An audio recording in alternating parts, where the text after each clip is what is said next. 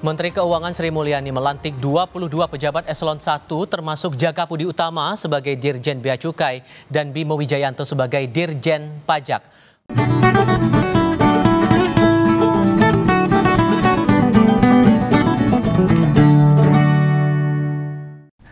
Halo, ketemu lagi dengan Om Begawan. Kemarin saya membaca atau melihat pelantikan Dirjen Bea Cukai yang baru, yang kini dijabat oleh Letnan Jenderal Joko Budi Utomo. Lah ini menimbulkan banyak tanda tanya. Rupanya Presiden Prabowo tetap saja mendorong beberapa perwira tinggi baik di TNI maupun Polri mengisi beberapa jabatan strategis di sipil. Entah apa maksudnya ini. Yang jelas pengisian jabatan-jabatan struktural di kementerian bukan tak mengandung risiko. Bagi Om Begawan ini sesuatu yang semestinya enggak terjadi setelah era reformasi. Ada beberapa suara yang menuding bila Prabowo itu menugaskan orang-orang dekatnya yang setia padanya diberikan jabatan strategis. Dari informasi yang tak terima ini Om Begawan ini, rupanya Pak Jaka ini dulu pernah bergabung di tim Mawar. Ingat kan tim Mawar? Peristiwa 98. Bagi yang lupa atau generasi milenial silahkan dicari apa itu tim Mawar. Saya nggak mau menjelaskan secara detail. Bukankah dengan penunjukan tersebut seolah-olah dosa masa lalu dilupakan begitu saja? Menangislah para pejuang-pejuang reformasi yang menegakkan demokrasi bangsa ini. Tim Mawar adalah sebuah tim yang waktu itu dibentuk oleh Prabowo. Lalu disebut melakukan penculikan pada para aktivis yang kritis pada pemerintah. Penculikan dilakukan pada tahun 1998 atau 27 tahun yang lalu. Nah, kaum milenial mungkin masih banyak yang belum lahir atau banyak yang masih anak-anak. Dengan jumlah puluhan orang yang hilang. Hingga saat ini masih ada 13 orang aktivis yang belum diketahui rimbanya. Hilang entah kemana itu. Kalau meninggal ya dikubur di mana nggak tahu. Dan seperti biasa, kita sebagai rakyat tidak bisa berbuat apa-apa. Loh, kayaknya negara ini memang tidak menganggap nyawa seseorang itu berharga. Bagaimana kondisinya? Om Begawan tidak bisa membayangkan. Bagaimana kondisi psikologis 13 keluarga begitu tahu Dirjen Bea Cukai yang baru dilantik ini memiliki catatan kelam di masa lalu. Memaafkan kesalahan manusia itu memang mulia. Tetapi tidakkah harusnya melupakan apa yang pernah dilakukan? Itu bagian dari pengingat kita. Agar peristiwa serupa tidak akan terjadi kembali. Ya, nek seorang yang dulu bisa berbuat salah, lalu di masa depannya malah menempati jabatan strategis. Waduh, mau jadi apa negara kita? Lah, usai pelantikan Dirjen Bea Cukai yang baru, belum ada respon yang diberikan oleh Komnas HAM, LSM atau aktivis HAM, hingga keluarga korban penculikan. Meskipun di masa lalu proses penegakan hukumnya sudah diputuskan. Idealnya orang yang punya catatan kelam tak bisa jadi pejabat penting di negeri ini. Loh, meski peristiwanya sudah mau 30 tahun loh. Masih banyak korban penculikan yang tidak diketahui di mana jasadnya. Tidakkah peristiwa hilangnya nyawa seseorang itu mestinya jadi pembelajaran kepada bangsa ini? Peristiwa ini mirip dengan rencana pemerintah untuk ngasih gelar pahlawan nasional ke Pak Harto. Ya toh, gini loh. Pak Joko tidak dipecat dari TNI, mesti bagian tim Mawar. Bukan artinya sudah berupa pemaafan. Dan vonis Mahkamah Tinggi Militer tahun 1999 dan Mahkamah Militer Agung tahun 2000. Pak Jaka ditetapkan bersalah dan mesti menjalani hukuman 16 bulan tahanan. Putusan itu diberikan pada Pak Jaka serta 11 rekannya di tim Mawar. Apa justru dengan ditunjuknya Letnan Jenderal Joko Budi buat menertibkan tata kelola cukai yang selama ini tidak berjalan optimal? Nah, Om Begawan tidak pengen masuk ke situ. Sebab beneran nggak menguasai untuk masalah itu. Ingat loh, ini kasusnya masuk kasus berat.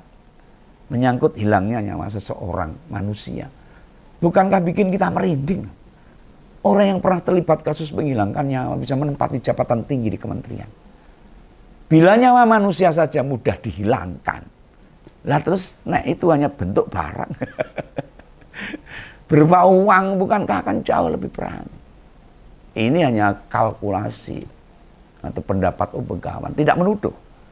Hanya opini aja. Ini bukan Om Begawan mempertanyakan. Mengapa ini nggak ditimbang lebih dahulu? Loh, sebagai teman SMA Menteri Keuangan saya ini, satu kelas yang jadi pimpinan Pak Jaka ini, Mbak Ani itu, dia bisa apa kalau anak buahnya secara langsung semua diisi orang-orang presiden? Apa yang bisa dia kelola dengan optimal, meski dibantu 3 wakil Menteri Keuangan? Tapi beberapa di antaranya adalah orang kepercayaan presiden. Bukankah jabatan yang diemban Mbak Ani, Menteri Keuangan, jadi semacam simbol saja? Ya semoga teman sekolah saya ini kuat ini menghadapi tekanan-tekanan atau situasi kondisi di lingkungannya di Menteri Keuangan, di Kementerian Keuangan. Dan dilalah kemarin itu, Pak Jaka itu dilantik bersamaan Dirjen Pajak yang baru, itu Pak Bimo Wijayanto. Dia ini latar belakangnya memang bukan militer, namun sempat sekolah di Taruna Nusantara. Dengan usia yang tak jauh beda dengan Menseknek. Loh, gimana Bu Sri Mulyani bisa bekerja tenang? Perintahnya bisa dipatuhi dan dijalankan. Nek anak buahnya mayoritas orangnya Pak Presiden. Dengan kondisi begini nih, coba kita bisa berharap bagaimana dengan pada negara kita. Kondisi keuangan kita yang seperti ini. Ternyata orang-orang dekat Presiden bukan hanya ditempatkan di berbagai jabatan menteri, wakil menteri, komisaris. Termasuk pula jabatan sekelas dirjen. Lah nek cara Presiden menempatkan orang dekatnya di jabatan strategis dengan tanpa mempertimbangkan aturan dan kepantasan. Lalu di daerah apa enggak dicontoh oleh para kepala daerah? Negara kita akan jadi apa ini? Profesionalisme tidak jadi dasar. Hah? Mau bagaimanapun masuknya perwira tinggi bintang 3 ke jabatan sipil itu sesuatu yang enggak pas. Pasca reformasi ini sebelumnya banyak dipertanyakan. Bukankah dia seorang jenderal aktif, namun buru-buru pihak istana maupun TNI menyatakan yang bersangkutan sudah mengundurkan diri sejak 14 Mei lalu. Minggu sebelumnya, seorang perwira polisi juga menduduki jabatan di sipil. Adalah Irjen Muhammad Iqbal. Baru saja dilantik sebagai Sekjen DPD Republik Indonesia. Kemudian juga ada Mayor Jenderal TNI Novi Helmi yang menduduki jabatan Kepala Bulog.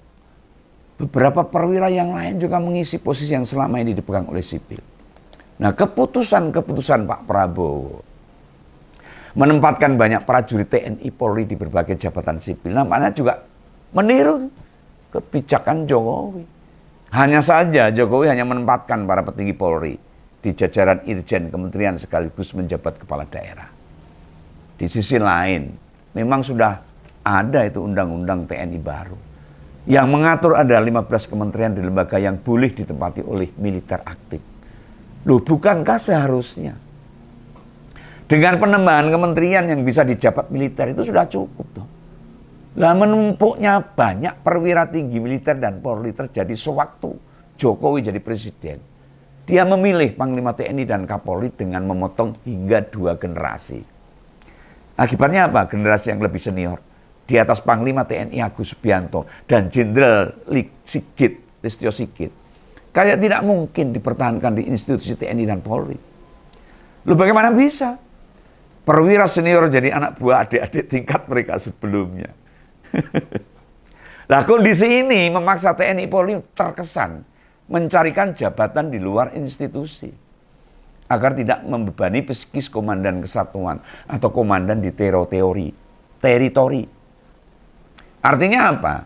Menyebarnya para perwira aktif atau dipaksa dinonaktifkan lalu ditempatkan di jabatan sipil.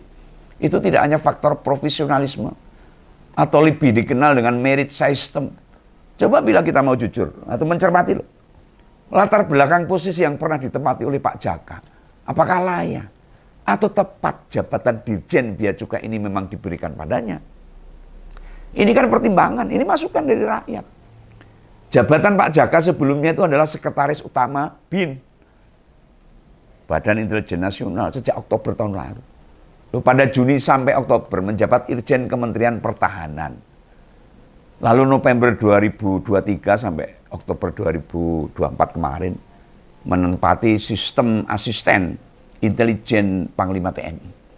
Nah, sebelum itu sejak 2021 jadi perwira staf ahli Panglima. Berarti kan kalau dikomparasikan dengan jabatan sekarang ini, apa dasarnya menempatkan jabatan sekarang di Dirjen Bea Cukai ini kan? Nah, kita tentu perlu meminta agar Menpan RB sebagai institusi terkait penataan pegawai memberi pandangan lah, masukan soal apa indikator-indikator yang pas untuk menempatkan seseorang pada jabatan tertentu. Luarnya saja, apakah benar berbagai lembaga sipil kita tidak mampu bekerja dengan optimal bila tidak diisi oleh perwira TNI dan Polri?